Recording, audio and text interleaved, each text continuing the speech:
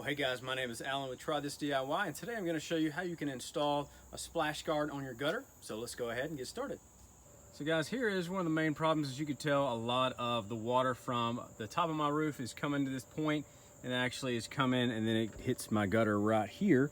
So I'm going to install a gutter guard right here along this edge to try to stop some of that rainwater and just push it along into the gutter, and so it'll go down to the end.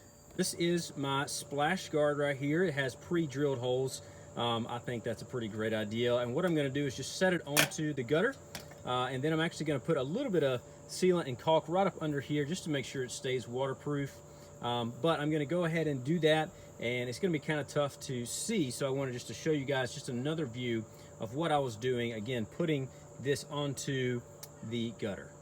So what I'm gonna do is take the splash guard, set it right here. I'm gonna put a little bit of caulk and sealant on the bottom right here and go ahead and screw it in.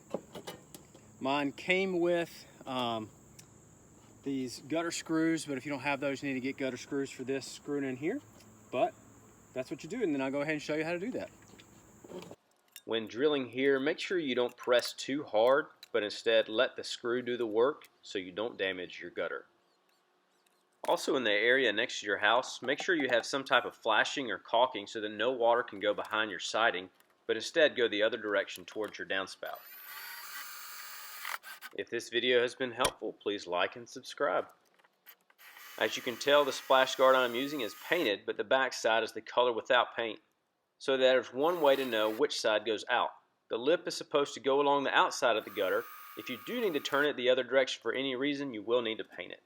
And here you go, your splash guard is installed, hopefully to stop that water. If you do need another one, you can put another one right here to stop all that water and hopefully send it back down your gutter.